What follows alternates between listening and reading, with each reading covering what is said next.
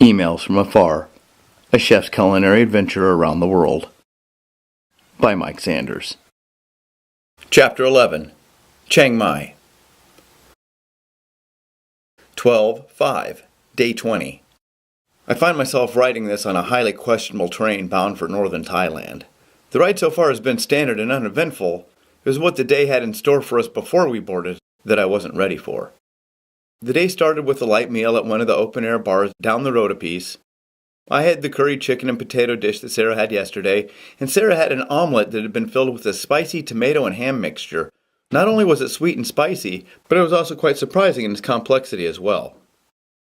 With today being counted as part of the king's birthday, no alcohol can be sold. So, as a result, most of the riffraff that would already be getting drunk isn't around. So, yay for the king again. Overnight, huge white screens have been erected all over the city. Some are already showing pictures of the king, accompanied by what sounds like, to my ear, German polka music, which is a little incongruous if you ask me. We needed to kill a few hours before we could check out of our room on Khao San Road and head to the train station. So we decided to go to the Bangkok Zoo. What was supposed to be a fun distraction to kill some time quickly turned to shit. When we got to the zoo, it was filled with kids. Thousands and thousands of kids. Most of them were screaming, crying, or running around, all of which was being unnoticed by their completely inattentive parents. There were tons of little stands selling the nastiest stuff you can imagine. Not so much weird nasty food per se, more like the complete lack of any kind of sanitation nasty. Crusty-mouthed men selling what looked like and smelled like shit on a stick. The smell of questionable food, untidy grounds, unkept animal pens, and unwashed humanity should have been our cue to leave right there. The worst part of the zoo experience, as Sarah and I call it, was the treatment of the animals. Some of the sights included the emaciated elephant, which was chained to a post and rocking back and forth, which I know is a mental condition brought on by long captivity with the lack of mental stimulus. People were throwing small pebbles at the skeletal zebras to try to get their attention. Ocelots with open weeping sores and visibly covered with mites, and gaunt tigers that looked more dead than alive. The smell of the cages was right out of a nightmare. Hippos standing knee-deep in their own soupy shit pond, and ratty disease-looking birds were giving off feeble squawks of death. If I'd known it was going to be like that, I sure as hell wouldn't have given them our money, even if it was only 80 baht. It was one of the most heart-wrenching experiences I have ever had. Just writing about it now brings tears to my eyes. Feeling very depressed, we headed back to our favorite cafe on Khao San Road. We snacked on rice cakes with pineapple pork sauce, with a few deep-fried cashews and a coconut shake. It was all very tropical and refreshing. It helped put some distance between us and the zoo experience. We went back to the room and packed up all of our stuff. I took a quick shower to try to wash off the filth of the road and the zoo. As Sarah settled up the bill, I watched the King's glorification ceremony on the giant white screen across the street.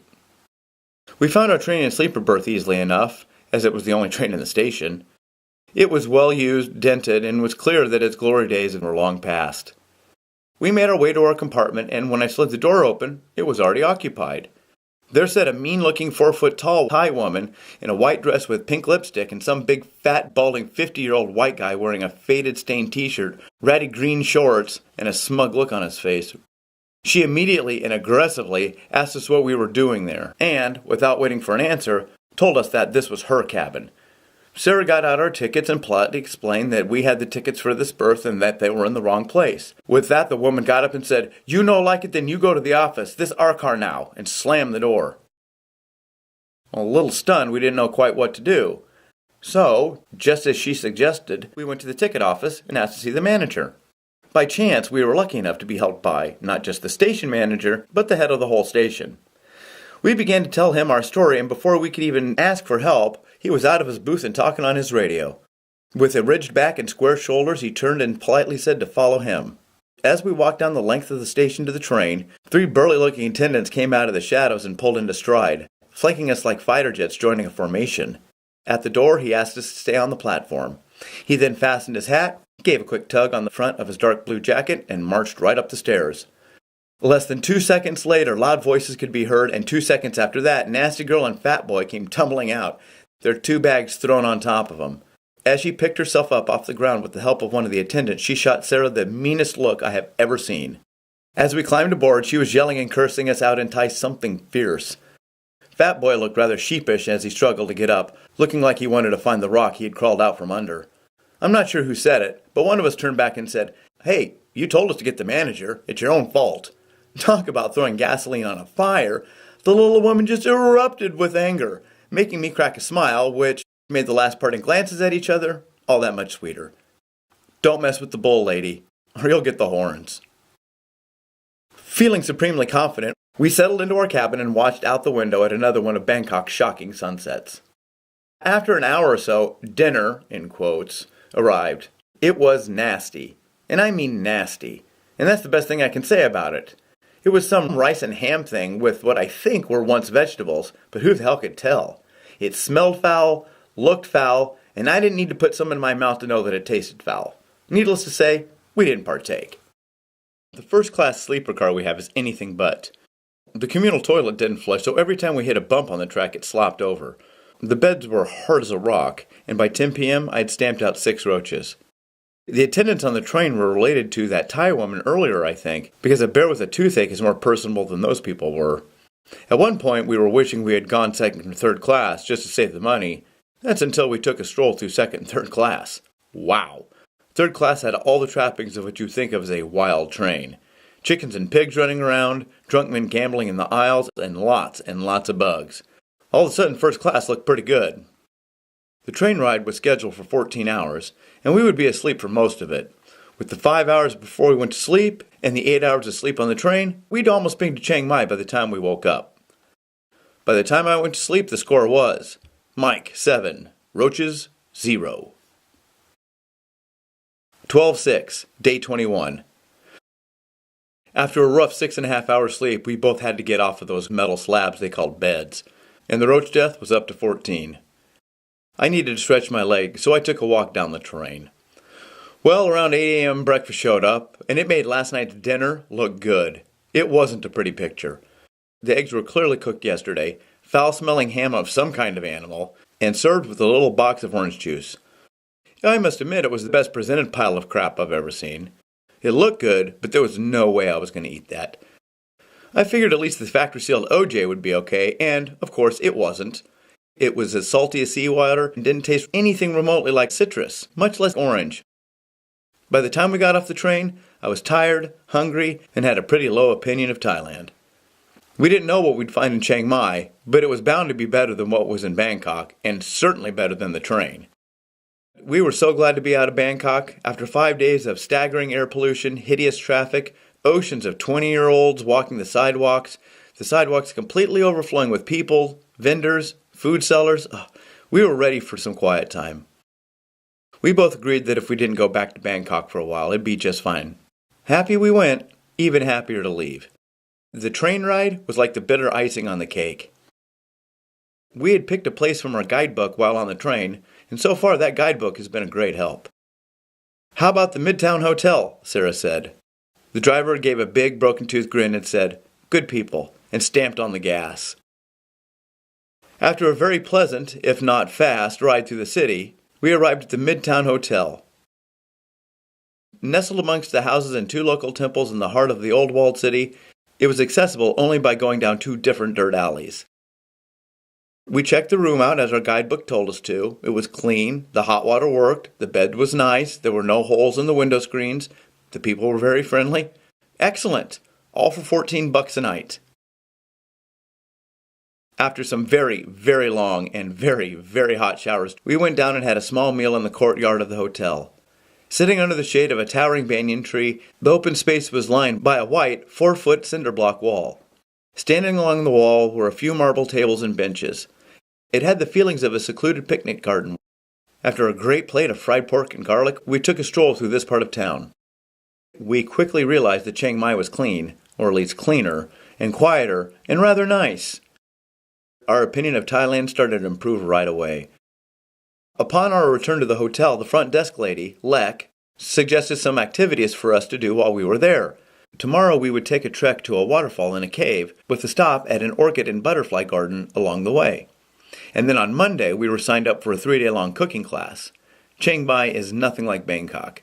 No skyscrapers, no mega highways, no hordes of people. It's everything Bangkok isn't. 12/7, day 22. The local dogs and chickens had me up at 5 a.m. again. With roosters being chased by mangy street dogs, who needs an alarm clock, right? We quickly got ready and made our way downstairs for a small breakfast of fruit juice and baguettes in the courtyard. Our guide met us right on time at 7 a.m. at the front gate. As soon as we got into the silver Toyota pickup, he told us his Thai name but said that we could call him Leo if we wished. He was a tall man who had obviously been well educated and had a personality that exuded charisma.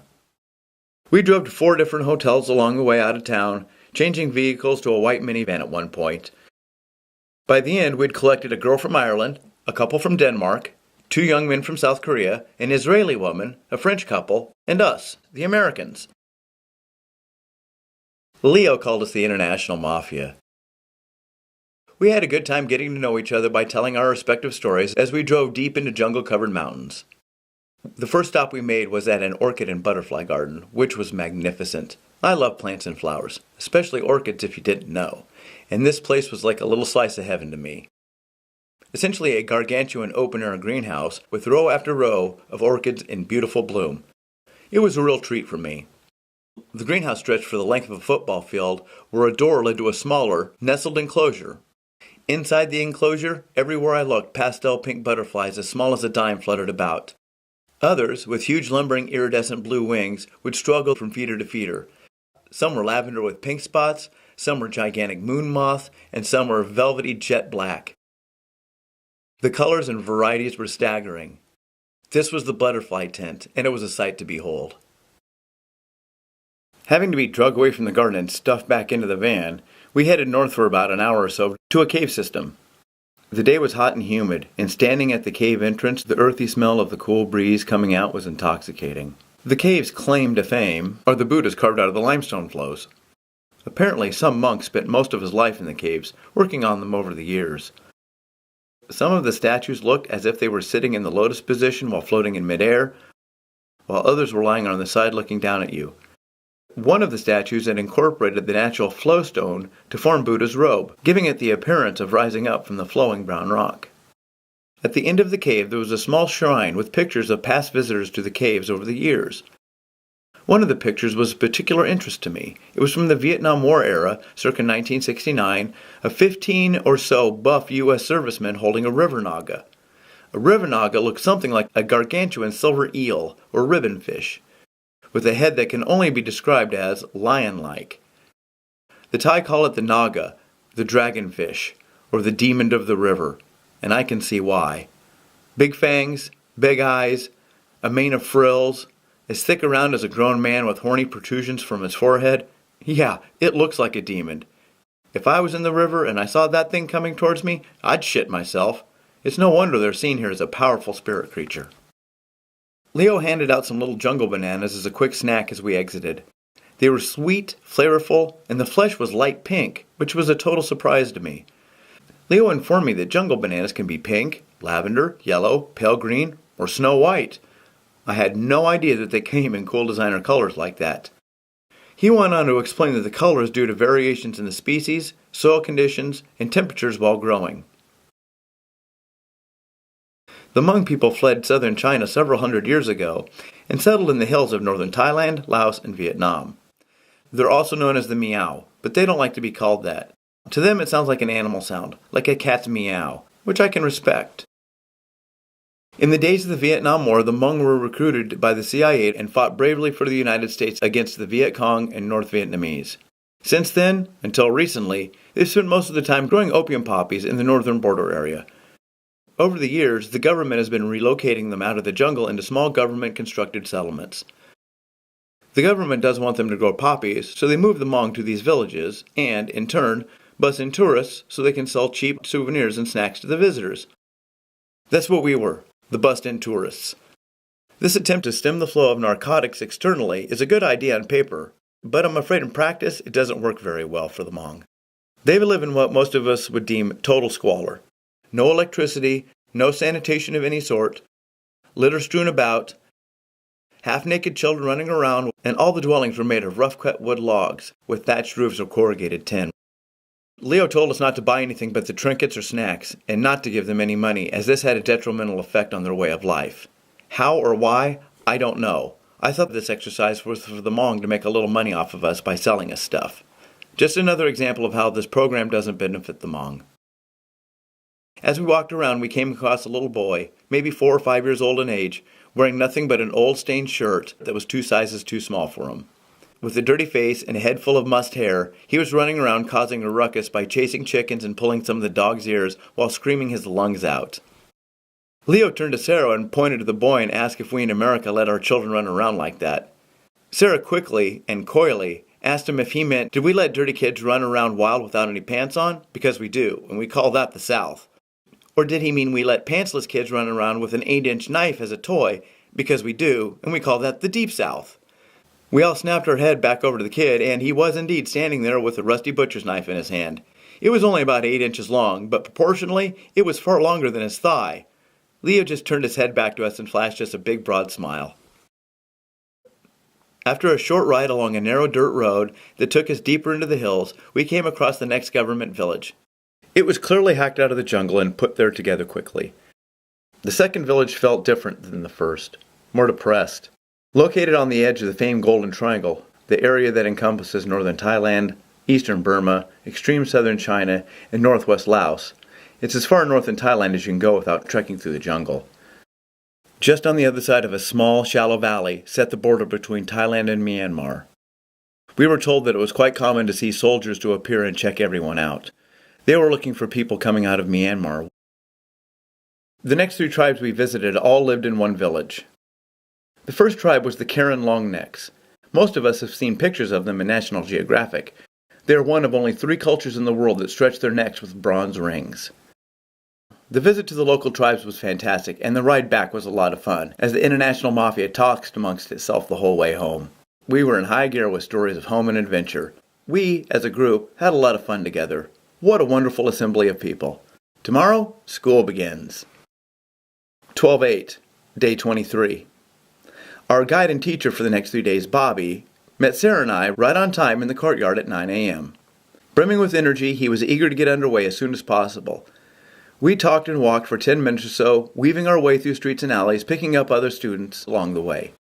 Our first real stop of the morning was the Chiang Mai food market. Bobby started his talk about all the different kinds of rice. Red, brown, jasmine, sticky, black, and their various uses. He then explained in great length that jasmine rice grown here is a fundamental part of Thailand and what it means to be Thai. We then walked around the market and had veggie ID as we went. There were little green and purple eggplants, piles and piles of exotic herbs, baskets of red ripe tomatoes. It was quite a sight.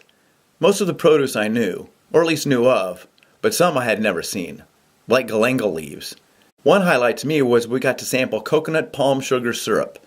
Made from the nectar of thousands of coconut flowers, the nectar is then slowly boiled down to a thick blonde syrup.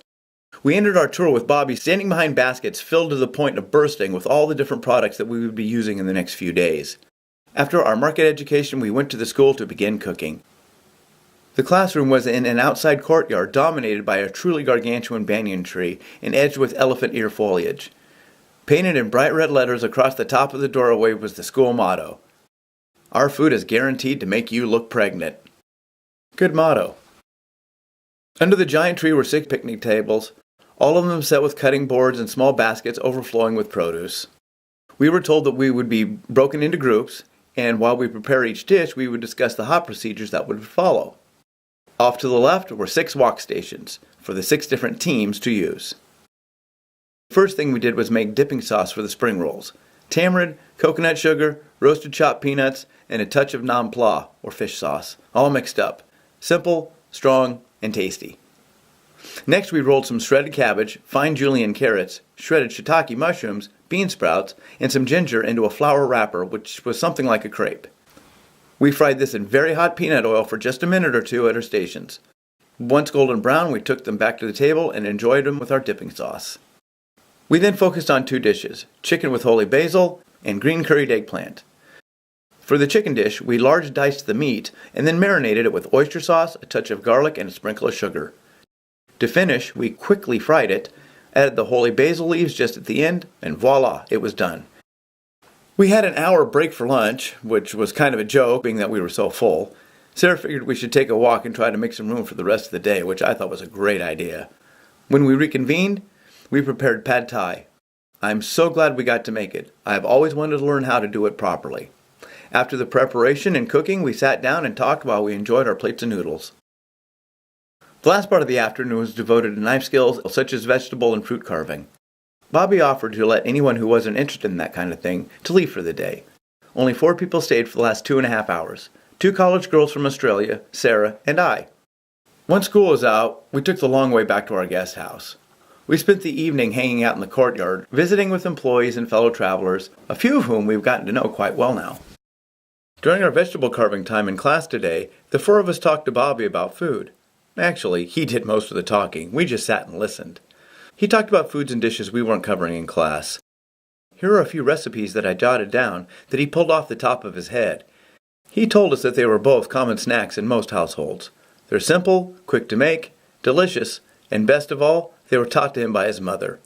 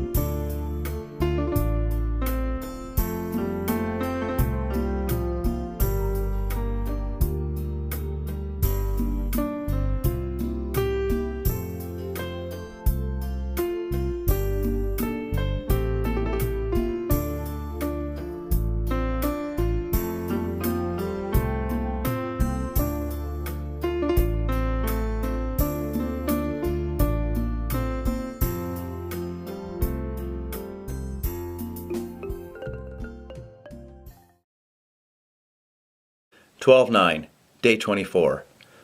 Today was just like yesterday. I actually woke up full this morning and wasn't red hot on the idea of having to eat all day. But, in fact, we made some great dishes. Tom Sum, the classic Thai Lao papaya salad, a fried fish salad known as yum plak da fu, and larp. After 10 minutes, it wasn't too hard to get into the spirit of cooking. Overall, it was another grand learning experience for me. After school, we waddled our way back to the guest house and spent the rest of the evening sipping beer and talking to whoever was around. It was a good day. During our lunch break, I thanked Bobby for the recipes he gave us yesterday. He was glad to hear that I showed such interest, and then turned me on to this little number.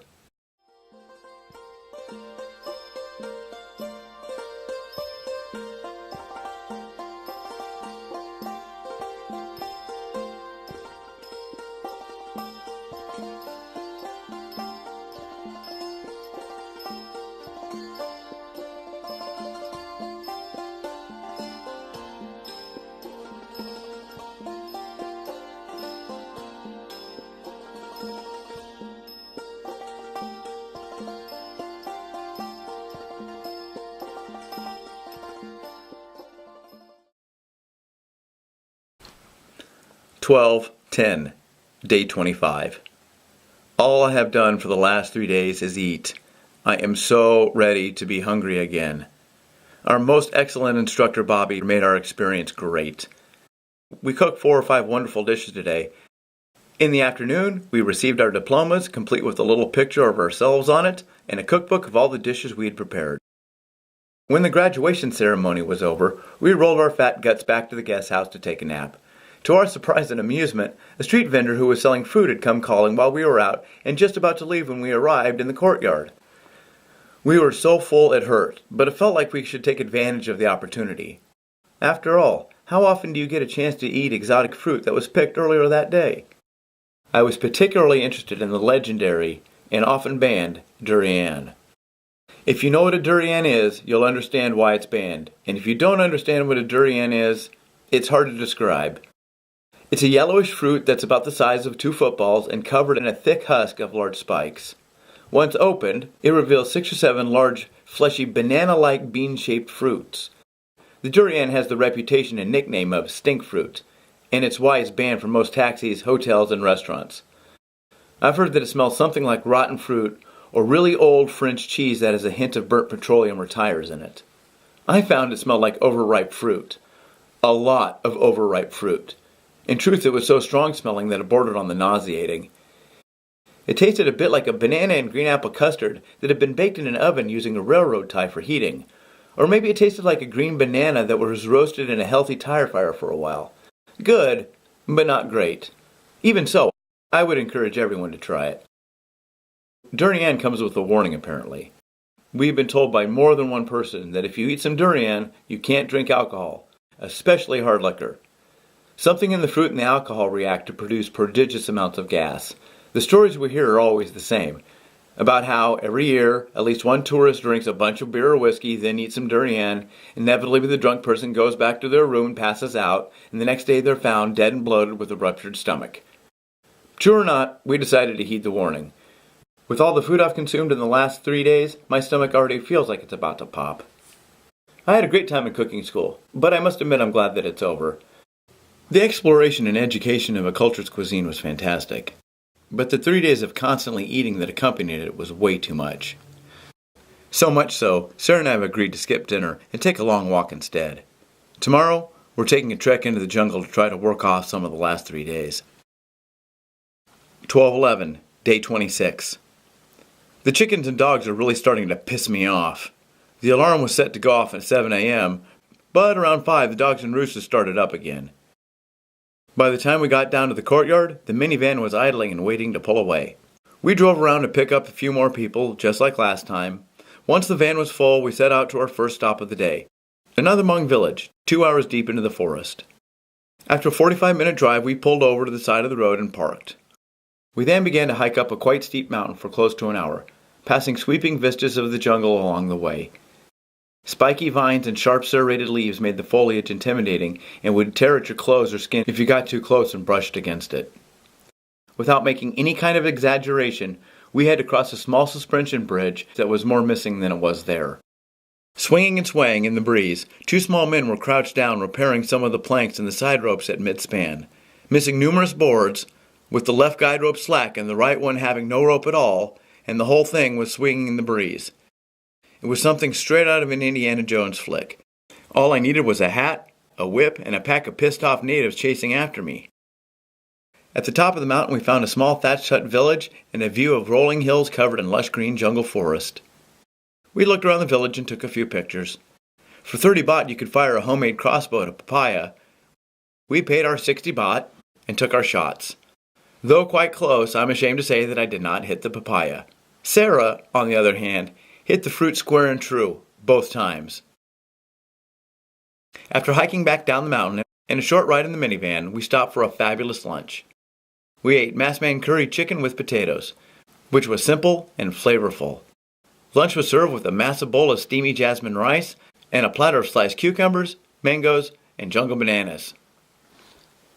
We sat under a dong mai tree and relaxed in the warm breeze, snacking on some of its fruits.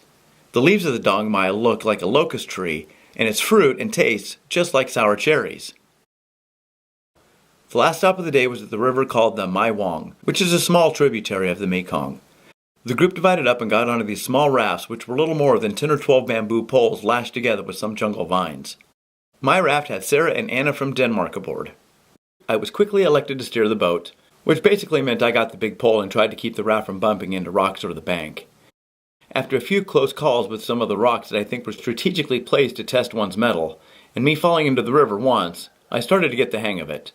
To be honest, I was much more concerned with dumping Sarah and Anna into the river than myself. I kept thinking, damn it, Jim, I'm a chef, not a boat captain.